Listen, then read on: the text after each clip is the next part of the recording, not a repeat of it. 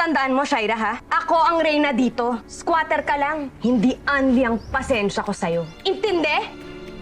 Kumain ka na marami, Jordan, bago ka umalis. Shaira, wag mo nang alalahanin yung asawa ko, ha? Maselan yung pagbubuntis mo. Maupo ka na lang dyan at manood ka kung paano mag-alaga ang isang nag-iisang Mrs. Manansala.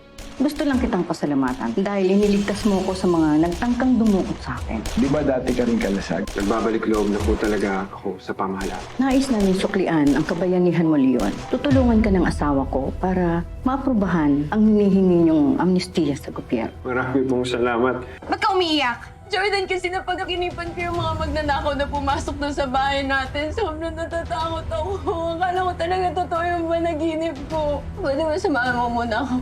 Can you sleep here tonight? Baka pwede naman pagkatiwalaan mo lang ako. Minsan lang ako naging marupok at hindi ko na ulitin yun. Ako talaga, napipiko na ako dyan kay Shaira, ha? Obviously, ginagamit niya ang baby niya at yung masela niyang kondisyon para makuha si Jordan to stay with her. Ayoko rin naman pumayag sa mga demands niya. Kaso lang, kung may masamang mangyari, ayokong masisi. Naiintindihan kita, anak. I'm not heartless naman. Ayoko din na may mangyari sa baby niya. I want her baby to be okay. Pero, umaabuso na siya. Napipiko na talaga, nabubwisit ako sa kanya. Ay, pinatuloy na nga natin siya dito. Tapos gusto niya pa room service? Ano ba yun? Hindi naman yata pwede yun. At saka na, kayo ni Jordan, huwag kayong papayag sa lahat ng hihingin niya. Kasi aabuso siya at huwag mong papabayaan na abusuhin niya yung kabaitan mo. Emma, ano pong gagawin ko? Well, show her that you are the queen of this house. Ipamukha mo sa kanya that you are the first and original wife. Huwag mong hahayaan na mamihasa siya. Ipakita mo sa kanya, patunayan mo sa kanya na hindi siya uubra sa'yo. Yun ang gagawin mo. Ka magbabait-baitan.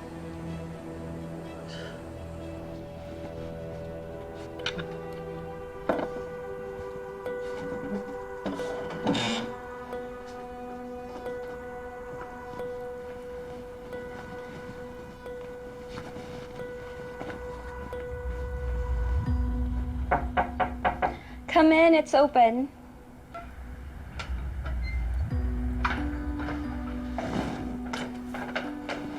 Masarap ang tulog ko dito ngayon kasi aircon.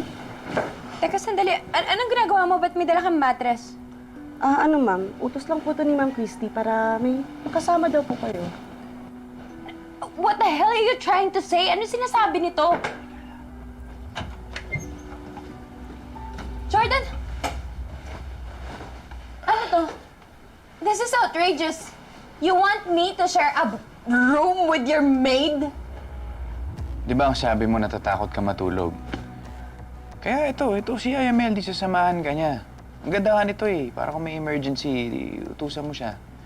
Yes, I told you I need someone to watch over me, pero I meant you! Hindi tong dugyot yung katulong! Grabe ka ma'am, naligo naman po ako. Shai, listen. May sarili kaming kwarto ni Christy dito. At doon ako matutulog. At hindi ko i-disrespect yung asawa ko sa sarili naming pamamahay by staying here with you, okay? Sana maintindihan mo. Ngayon, hindi ka dapat mag-alala kasi kung magka-problema ka sa pagtulog mo, nandito si Aya Meldy para bantayan ka. Okay? So, magpahinga na kayo. Good night.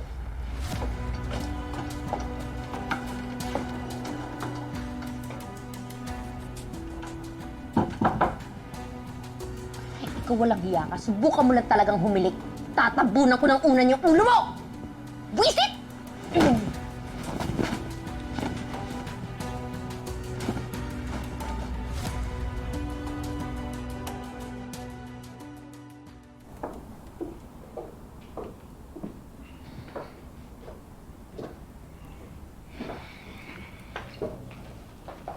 Oh, saan ang punta ninyo?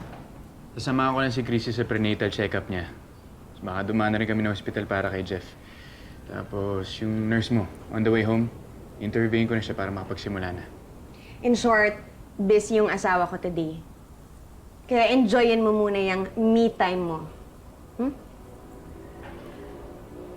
Actually, ngayon ko na naalala, may check-up din ako, Jordan. Mas urgent to kasi mas maselan yung pagbubuntis ko. Hindi ako pwede pumunta doon mag-isa. Hindi mo pwedeng pa-reschedule yan, Shai. Nakaplano na tong lakad namin eh.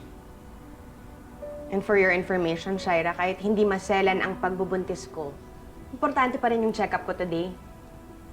Kaya kung kailangan mo talagang makita yung gynecologist mo ngayong araw din, eh di bakit di mo na lang isama si Yaya Meldy? Problem solved. May makakasama ka na.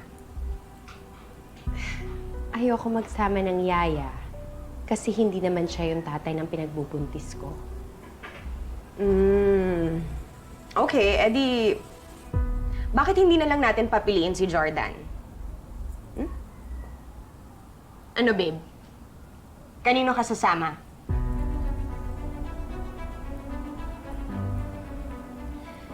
Shai, pasensya ka na. Nakasugot na ako kay Christy sa araw na to. Pwede naman kita pasama kay Yaya Meldy. Okay? Okay. Halika na. Excuse me. Bye! Bye, Ma! Bye, Ma.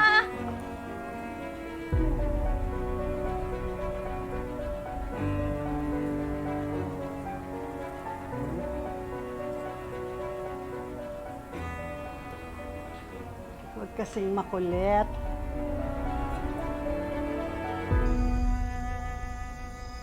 Kumain na ba kayo? Opo, Ma. Okay Sama. pa kami. Okay, good. Oh, Shaira. Kamusta yung check-up mo? Kasama si Yaya Meldy. Nakapag-bonding ba kayo? Paano kami makakapag-bonding? Eh, wala naman siya ibang bukang bibig kundi yung teleserye yung pinapanood niyang kachipan. Olive, ito nga pala si Shaira. Siya yung magiging pasyente mo for the next few months. Basta provide mo lang yung mga kailangan niya para maging smooth yung pagbubuntis niya, ha? Yes, sir. Olive, sana madasalin siya ka-religious ka. Yan kasing aalagaan mo, medyo laging sinasapian yan. Joke lang, joke lang. Huwag ka maniwala sa kanya. Alam mo ba, ang sweet-sweet ko kaya. Hindi ako tulad ng iba dyan na ingitera na, tapos insecure pa, at naanakan pa ng iba. Joke lang din, joke.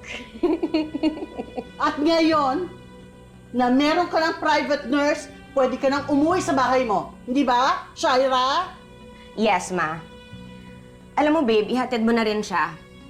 Kasi kailangan pa namin mag-general cleaning ni Mama. Baka may mga naiwang masamang ugali dito ng buwisita namin eh. Halika na, hatid na kita. Teka, sandali na magpapaalam na ako.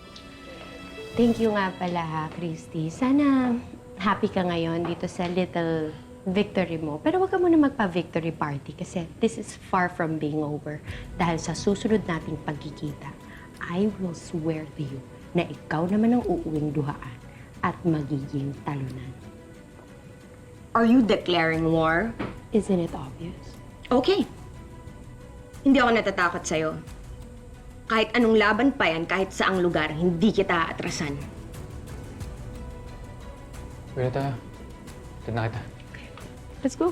Iuwi mo na yan, Jordan.